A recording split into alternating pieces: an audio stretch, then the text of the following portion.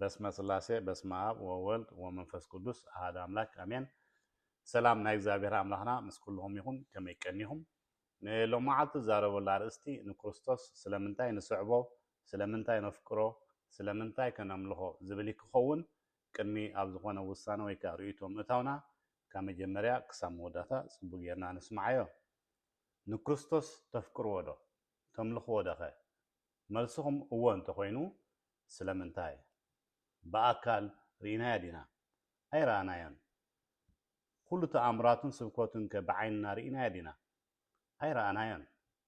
من تانا يلو نزخول السكات المكران كحلف كل خير رينا دينا أي رانايان بخميدا نفكرهم تاريخه بمسمعن مصحف قدس بمنبابن نزخ خمس جبر أبو زحات زي أمانتون يفلطون يسمعون ندير قليهم من مصحف قدس ينببوه جن فقرو اللوم دي يملخو دي أيملخو أيفكرو كريستيان كويناون بزعبو بزح تسابقنان تنجرناني جن كلاتنا نفكرو لنا بحكي تاريخو بمسمعنا سناي جبرو سلسمعنا سلينا زحلوفو مكران شجرن سلسنجرنا تراي فقري حضرنا دي بهمو ترايسي أي مثلاً ولا توم أزيم أمنت زبهالو أو هيمانتنا صنعت نكريستوس نفكره خي بهم أترايدنا نفكره أي فعلون أملاخ سلزخونه فتار سلزخونه ترايدنا خي نفكره مصحف قدسنا تخونون سب نتزريو حاول زي فكره نتي زيريو أملاخ كفكره أي كلونين يزلنا سلزسي نحدا بعينها زي تريو بجبر زي تدسو كتفكر قليلا يكونن لكعيو كريستوس لذكرنا نزخلو اب مصحف قدسنا تسندلنا زلو غيرلنا له نحدا تفكر سب اتزعابي ነገር تغبرلو فقرخا تገልጸلو ምንቱ ኢልካ ህይወትካ ተሐልፍ ከለኻይ ካብዛ ዓብ ነገር ወላ ሓደ የለን ክርስቶስ ድማ ነዚ ፈጺምዎ እዩ ግን ንሓደ ሰብ ንሱ ስለ ዘፍቀረካ ጥራይ ስኻ ተፍቅሮ ዲኻ نزفكرنا نايقد نفكرون يرنان تنخون مو باسم كفو جبرن نسو حدا نيرو مو نحنا كريستيان لأن كريستوس سلمنتين نفكرون نملخون ودسب كل زليو نهركب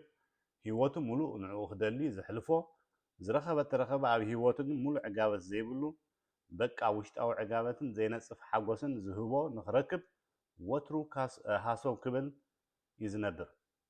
نعو خركب دما كاب حدا نابت حدا ناتر بوتا يغير سراح يغير اب حدا زي قوم انتاي سلز دلي هابتي يدلب سلطان يشبت حدار غيري يولد زمت دس ولا يبلع نستن اب زبها غورشان يقمط مستي ستي يزمو يزناغع እዚ ኩሉ ግን ግዝያው ተዘይ ኮይኑ ነባር ዝኾነ ሓጎስ አይህቦኒ ካልእ ነገር ካብ መፍታን ዘይዕርፍከ ስለምንታይ ሓደ ጽቡቕ ነገር ምስረኸበኸ አቡ ዘይቆም ተመስገን ዘይብል እቲ ምኽንያት እቲ ቀንዲ ዘልዮ ዘሎ ነገር ንስጉ ዘይኮነስ ንነፍሱ ዘልዮ ስለ ዘይረኸቦ እዩ ሳይንቲስትስ መዋዕሎም ኣምላኽ የለን እንዳበሉ ንብዙሓት ሰባት የስሕቱ መርትዖ ዝኾኖም ሓሶብ ክብሉ ግዚኦም ኣብ ምርምር ይሕልፍዎ ኣብ መሬትን ኣብ ባሕርን ኣብ ጠፈርን ክድህሱስ ይነብሩ ኣብ መወዳእቱ ምስጢር ናይ እግዚአብሔር ክበጽሕዎ ስለ ዘይከኣሉ ዘዕግቦም መልሲ ክረኽቡ ስለ ዘይከኣሉ እንታይ ብሉ ማለት እዩ ንሰማይን ምድርን ዝፈጠረ ሓደ ልዑል ሓይሊ ኣሎ ኢሎም ይድምድምዎ ሰብ ሃይማኖት ደሊ ይኮነን ፈቐዱ ኮለል ዝብል እንታይ ዳ ዝበለጸት ዓለም ዝበለጸ ዕላማን ትርጉም ዘለዎ ህይወትን ከናዲዩ ሓኾት ክብል ዝነብር እዚ ከዓ ዘይምፍላጥ እምበር ኩሉ ዘልየና ኩሉ እንደልዮ ኣብ መንግስተ ሰማይ ዘሎ ንነብስና ዘልያ ምስ ክርስቶስ እዩ ዘሎ ንዕኡ ምስ ረኸብናይና ድማ ነቲ ኩሉ ኣብ ምድርን ንግደሰሉን ፀደፍደፍ ንብለሉን ዝነበርና ነገራት ማለት እዩ ምድላይ ጠጠው ነብሎ ርግእ ንብል ምንባርና ድማ ትርጉም ዘለዎ ኮይኑ ይስማዓና መንግስተ ሰማይ ሰሓቢት ዝገብራኮ መዝን ነብረሉ ዘለና ዓለም ስለንጸሎ እዩ ዕጋበት ስለዘይንረኽበላ እያ ሃይማኖት ተቀየርና ኩሉ ናይ ዓለም ሃብቲ ዋላ ተኣከምና ነቲ እንደልዮ ዘለና ግን ኣይንረኽቦን ምክንያቱ ንሕና ደቂ ሰባት ንሃይማኖት ክንደሊ ዘይኮንና ግዜና ንሕልፎስ ንዝበለፀት ዓለም ዝበለፀ ራእይን ትርጉም ዘለዎ ህይወትን ክንደሊ ኢና ንነብር ነቲ ዝኸሰርናዮ ንክንመልስ ነቲ ዘጥፋኣናዮ ክንረክብ ኢና ወትሮ ሃሰው ንብል እቲ ዘጥፋኣናዮን ዝኸሰርናዮን ከንታይ ድሓን ኩሉ ኣስፊሐ ገልፀ ክሳብ መወዳእታ ንከያተሎ መቸም ወዲ ሰብ ካብ ሃገር ናብ ሃገር ካብ ስራሕ ናብ ስራሕ ካብ ከባቢ ናብ ከባቢ ካብ ሓደ ጽፍሒ ናብ ዝለዓለ ጽፍሒ ካብ ሃብቲ ናብ ሃብቲ ክዋናጨፍ ላዕልን ታሕትን ካብ ምባል ኣይዕርፍኒ ገንዘብናን ንዋትናን ጉልበትናን ህይወትናን ግዜናን ከይተረፈ ንውፊ ኩሉ እንትናና ወፊና ክንስና ንህይወት ግን ዕጋበት ንስእነላ ምክንያቱ እቲ ንሕና እንደልዮ ዘለና ኩሉ ንዓና ዘልየና ዘሎ ስለ ዘይረኸብናየ ንዕኡ ክትረክብ ቁኑዕ ሃይማኖት የድልየካ ቁኑዕ ሃይማኖት ቁኑዕ መንገዲ ናይ መንግስተ ሰማያት ስለ ዝኾነ ምክንያቱ ዝኾነ ሃይማኖት ወይ ከዓ እምነት ናብኡ ይወስደካ ማለት ኣይኮነን እንታይ ደኣ ነቲ እንደልዮ ዘለና ንክንረክብ ቁኑዕ ሃይማኖት የድልየና እዩ ንሱ ድማ ክርስቶስ ዝሰረቶ ሃይማኖት ጥራይ እዩ ናብኡ ዝወስድ ንሱ ጥራይ ዘድልየና ልክዕዩ ኣምላኽ ንዓና ንደቂ ሰባት ስለ ዘፍቅረና ንዓና ብምስሉ ሰሪሕና ንዓና መሲሉ ከዓ ናብ ምድሪ መፂኡ ካብ ቅድስቲ ድንግል ማርያም ተወሊዱ ኩሉ ሽግርናን መከራናን ድማ ተኻፊልዎ ስለ ሓጢኣትና ኢሉ ብፍቓዱ ተገሪፉ ኣብ መስቀሉ ተሰቒሉ ሞይቱ ብሓይሊ ስልጣን ድማ ካብ ምውታን ተንስዩ ካብ መጀመርቶ ክፈጥረና ከሎውን ብምስሉን ብመልክዑን ይፈጢርና ኣብ ትሕቲኡ ኮይና ንምድሪ ክንዓያ ክነመሓድራ ንኩሉ ኣብኣ ዝርከብ ፍጡሩ ክንገዝኦ ድማ ሙሉእ ስልጣን ሂብና እዩ ንዓና ኣብ ምድሪ ኣንጊስና እዩ ንሕና ደቂ ንጉስ ንሱ ድማ ንጉሰ ነገስታት ማለት እዩ ስለዚ ሲ ክርስቶስ ንዓና ብምስሉን ብመልክዑን ዝፈጠረና ፍጡራቱ ስለ ዝኾንና ኣዝዩ ዘፍቅረና ንሕና ኸ ንክርስቶስ ስለምንታይ ነፍቅሮ ስለምንታይ ንስዕቦ ስለምንታይ ከነምልኾ ኣምላኽና ስለ ዝኾነ ስለና ስለ ዝተሰቕለ ንሓጢኣትና ስለ ዝደምሰሰ ስለምንታይና ነፍቅሮ እቲ ንክርስቶስ ነፍቅረሉን ነምልኸሉን ምክንያት ብዙሕ ክኸውን ይኽእል እዩ ሕጂ ግን ኣብቲ ቀንዲ ነጥብታት ከተኩረ እቲ ቀንዲ ንክርስቶስ ነፍቅረሉ ምክንያት ኣምላኽና እንከሎ ስለና ገንሸል ኮይኑ ንሓጢኣትና ደምሲሱ ነቲ ብሓጢኣትና ዝኸሰርናዮ ነቲ ብሓጢኣትና ዘጥፋእናዮ ፀጋ እግዚኣብሔር ከመልሰልና ምዃኑ ቃል ስለ ዝኣተወልና እዩ ናብቲ ቀደም ዝኸሰርናዮ ናይ ገነት ህይወት ክንምለስ ወረስቲ መንግስቱ ክንከውን ካብ ዘለናዮ ዝበለፀ ናይ ዘለዓለም ህይወት ክንረክብ ተስፋ መንግስተ ሰማያት ስለ ዝሃበና እዩ እቲ ካብኡ ንረኽቦ ሰላም ድማ ከምቲ ዓለም ትህበና ሰላም ከምዘይኮነ ሓቢርና ኣሎ ኣብ ክርስቶስ ብምእማንና ንዕኡ ብምፍቃርና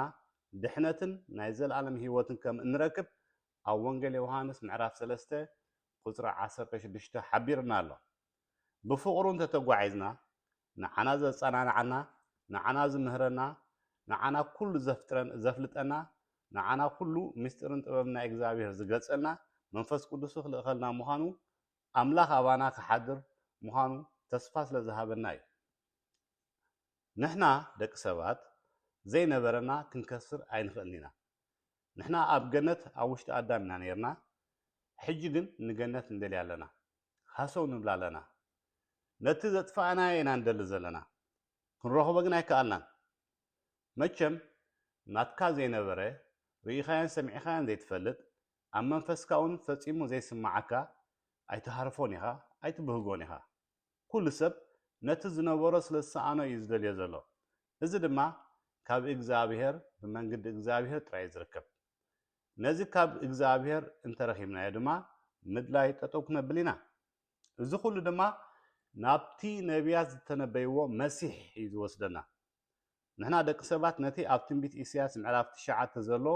ህፃን ተወሊድልና ወዲ ተዋሂብና ዝብል ትንቢት ኢና እንደሊ ነርና ምክንያቱ እቲ ብውድቀትና ዘጥፋእናዮ በቲ ዝውለድ ህፃን ከም እንረኽቦ ስለ ንፈልጥ ክብሪ ይኹን ኣምላኽና ድማ እንሆ ካብ ቅድስቲ ድንግል ማርያም ህፃን ተወሊድልና ወዲ ተዋሂብና ኣብ መስቀሉ ተሰቂሉ ሓጢኣትና ደምስስልና ዘጥፋእናዮ መሊስልና ውሉዱ ገይርና ተስፋ መንግስተ ሰማያት ድማ ሂብና ስለዚ ኢና ድማ ንክርስቶስ ነፍቅሮን ነምልኾን ንክርስቶስ ንስዕቦ ንክርስቶስ ነፍቅሮ ስለቲ ኩሉ ምእንታና ኢሉ ዝኸፈሎ ስቅያትን መከራን ስለቲ ዝገበሮ ተኣምራትን ስነ ምግባርን ጥራይ ዘይኮነሲ ነቲ ንደልዮ ዘለና ትርጉም ዘለዎ ምንባር ትንሳኤ ሙታን ዝበለፀ ናይ ገነት ህይወት ድሕሪ ሞት ዘሎ ዘለኣለማዊ ህይወት ክንረክብ ስለዘተስፈወና እንከላ ኢና ነፍቅሮ ብቸርነቱ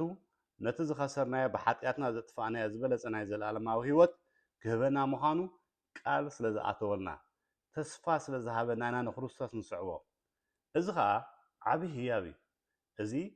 ዓብዪ ቃል ኪዳን እዩ ካብ ማንም ድማ ክንረኽቦ ዘይንኽእል መለክዕ ዘይርከቦ ዓብዪ ህያብ እዩ ነቢ መሓመድ ነዚ ህይወት እዚ ክህበና ኣይክእልኒ ብሃይሉላ ነዚ ህያብ እዚ ክህበና ኣይክእልኒ ጆሴፍ ስሚስ ናብዚ ህይወት እዚ ክመርሓና ኣይክእልኒ ሂንዱዝም ዋላ ቡዲዝም ናይ ዘለኣለማዊ ህይወት ክህቡና ኣይክእሉን እዮም ሳይንቶሎጂ ድሕሪ ሞት ዘሎ ህይወት ክህበና ኣይክእልኒ ማርቲን ሉተር ይቕሬታ ናብዚ ህይወት እዚ ከእትወና ኣይክእልኒ እዚኦም ኩሎም ናብ መንግስተ ሰማይ ዝመርሑ ወይ ዘእትዉ መንገዲ ዘይኮኑሲ ልክዕ ከማና ናብኡ ዘእትዎም ዝደልዩ ፍጡራት እዮም እቲ ካብ ኩሉ ዘሕዝን ግን ኣብቲ ዝኽተልዎ እምነት ዝኾነ ቃል ስለዝኣትውሎም ሰባት ንኻልኦት ቁናዓት ሰባት ንኻልኦት ኣበር ዘይብሎም ሰባት ኣብ መንጎኦም ኣትዮም ብቦምቡዲ ብፈንጅዲ ይቐትልዎም ነብስኹምን ንጹሃት ሰባትን ቀቲልኩም ናብ ዝሓሸ ቦታ ናብ ገነት ክትኣትዉ ኢኹም ስለዝተባሃሉ ነብሶም ሓዊሶም ካልኦት ኣሽሓት ንጹሃት ሰባት ይልክሙ ናብ ገነት ክኣትዉ ኢሎም ኣብ መንጎ ንጹሃት ሰባት ብፍላይ ከዓ ኣብ ክርስቲያን ኣትዮም ፈንጂ ገይሮም ነብሰ ቅትለት ይፍጽሙ በዚ ግን መንግስተ ሰማይ ኣይትእቶን እያ እታ መንገዲ ሓንቲ እያ ንሳ ድማ ክርስቶስ በቲ ቅዱስ ደሙ ዝሰረታን ዝሃነፃን መንገዲ እያ ኣብ ሮሜ ምዕራፍ 5 ቁፅሪ 21 ዘሎ ሓይለ ቃል እንተሪእናየሲ ከምቲ ሓጢኣት ንነዊሕ ዘመናት ንሞት ዘንገሶ ወይ ከዓ ብሞት ዝገዝኣና ጸጋ እግዚኣብሔር እውን ከምኡ ብጎይታና ኢየሱስ ክርስቶስ ብጽድቂ ንዘለኣለም ህይወት ክገዝኡ ይብል እዚ ድማ ከምቲ ኩላትና ብሰንኪ ሓደ ሰብኣይ ንእግዚኣብሔር ዘይምእዛዙ ሓጣን ዝኾና ሞት ድማ በቲ ንሱ ዝኣበሶ ናብ ኩልና ዝመፀ ኣቦና ኣዳም ማለት እዩ ከምኡ ድማ ነቲ ዳግማይ ኣዳም ዝተባሃለ ክርስቶስ ብምእዛዝና ንዕኡ ብምፍቃርና ሓጢኣትና ይድምሰስ ጻድቃን ንኸውን ወረስቲ መንግስተ ሰማያት ድማ ንኸውን ክርስቶስ ልክዕ ከምቲ ካብ ምውታን ብሓይሊ ስልጣን ዝተንስአ ንዓና ድማ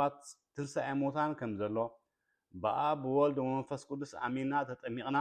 ሕጉን ስርዓቱን ኣማሊእና ስጉኡን ደሙን ተቐቢልና ኣብቲ ናይ ዘለኣለም ህይወት ምስኡ ከም ንነብር ተስፋ ሂብና ኣሎ ስለዚስ ክርስቶስ ንዓና ኣዝዩ ከም ዘፍቅረና ብግብሪ ገሊፅና እዩ ናይ ውልድነት ጸጋ ሂብና ወረስቲ መንግስተ ሰማያት ክንከውን ድማ ፈቒድልና እዩ ስለዚ ኢና ድማ ንክርስቶስ ነፍቅሮን